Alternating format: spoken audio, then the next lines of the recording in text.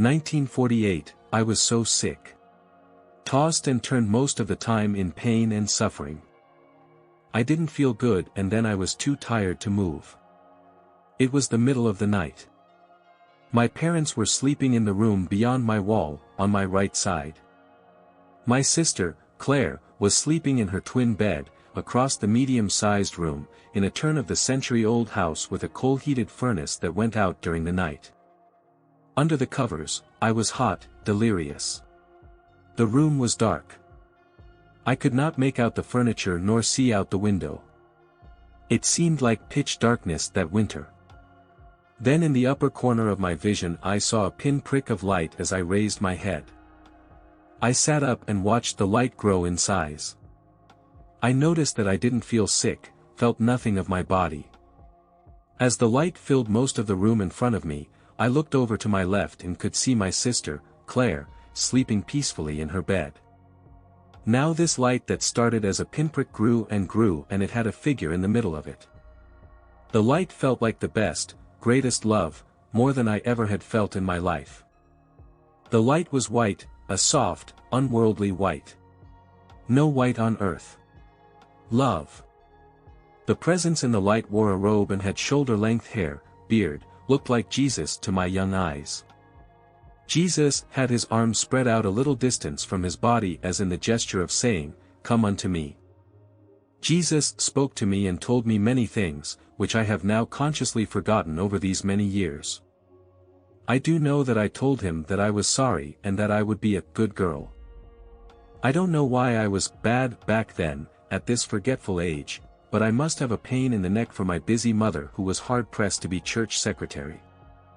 Collector of the church, pianist of Bill and the Gang on the radio, pianist of the Male Glee Club and alternate church organist. Jesus told me that I had to go back. I cried some more, a healing kind of cry.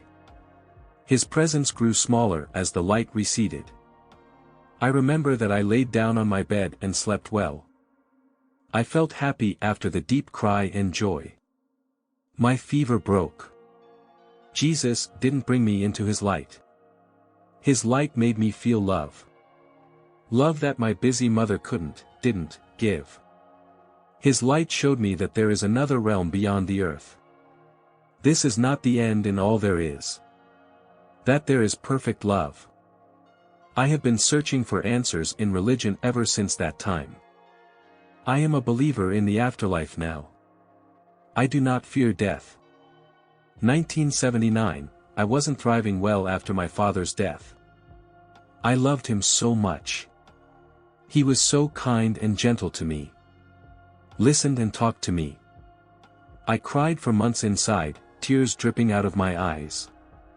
I was so emotional over his death, even though I was married, had daughters, had a busy life. Late summer the frequent intestinal pain came worse than usual. I had had bouts over the years, but doctors dismissed it as it was in the lowest location of my intestines, out of place for an appendix. In the hospital I was treated they again dismissed appendicitis. It burst. Peritonitis spread. I had an emergency operation and signed my life away on paper. Split open from belly button to pubic area. I know that I coded. They had to use paddles on my heart. My intestines laid out and cleaned. Packed back together with gauze and given multiple meds. They did not staple me closed. I was left open to drain and what's the use, covered with bandages. I don't have a time frame here. I know that I left my body. I floated up to the ceiling. Looked down at it but wasn't interested in it. I know that I floated home to see my daughters and husband. My husband, at the time, was Ron. He would swear that he was shocked to see my ghost standing in the bedroom while he was in bed at night. I don't remember much about the many times I traveled out of my body as that was a period of my life that I don't think about. Life is so much better now. Out of body, I had no feelings, and was just observing. I didn't see any other worldly individual or place. Just the town I live and worked in, Massachusetts.